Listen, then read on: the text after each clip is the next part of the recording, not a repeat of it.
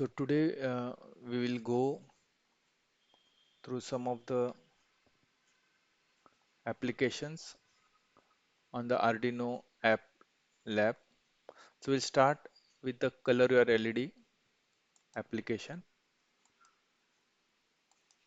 So basically, this particular one has a UI, and you can select the control for the LEDs. You can change whether you can make the whether you want to make the LED on or off, and also the color. And this will control the four onboard LEDs. So right now, okay, now the application is ready. So you can select the colors. And this one you can any value you give. Okay, so that's the color your LED app. Okay, so with this we have tested our first app.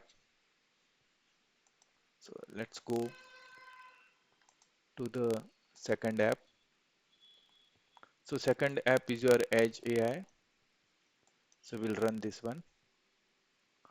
So basically, this provides a web UI, and you can ask questions and get response from a LLM model. So I have done it earlier. So in my case, the model is already downloaded. So you may have to download the model for the first time. Okay, so let's go to the UI. So here I will ask a simple question like, is what is significance of pi in math? So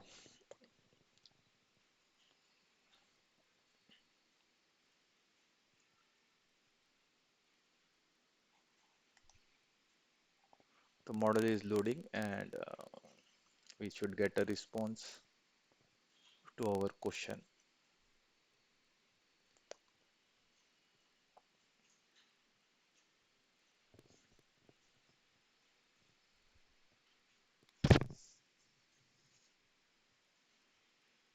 Pretty slow. Okay, so we finally we got the response. So the pi is the ratio of circle circumference to its diameter and rest of the information. Okay, so with this we'll now move to the next example. So the next example is related to the pin control.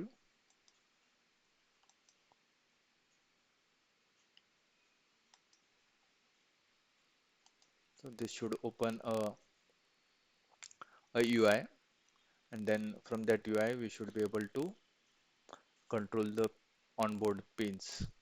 So let's wait for a moment. Okay, the app is yet to get started. Okay, it started. Okay, so now we can see the UNO pin controls. So let me go. Okay, so we can control the 3 and 4 LED number 3 and 4. So we can color, basically we can control all the three colors. So based on the combination you can get the color here. So that's the LED control. So now we'll move to the next example.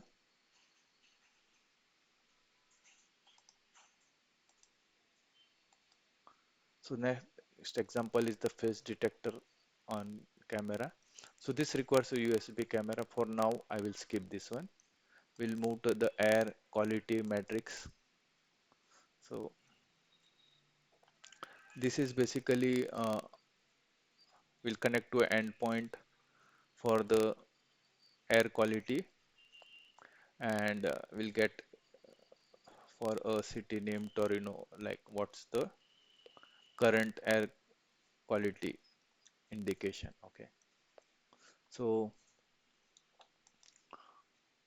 based on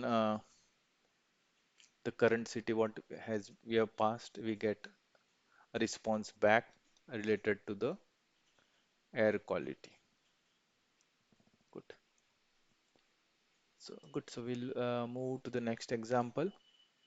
The next example is related to concrete crack detector. So here it's on the pre-trained model. So basically a UI will be provided, and then there is a visual a- anomaly detection, and you can upload uh, your audio files or sample files. Basically here this is email processing, so you can upload your image files and get the response.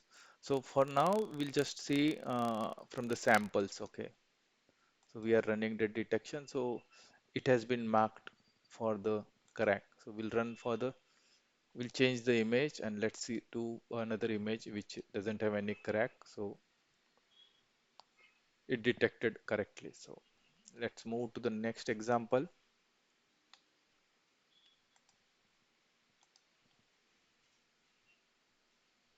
So the next example is for the con glass breaking sensor. This is based on audio file. So, so based on the file what we upload, we'll get a detection. Okay.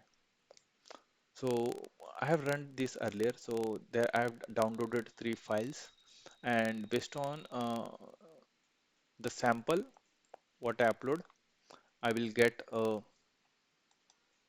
detection. Like what's the,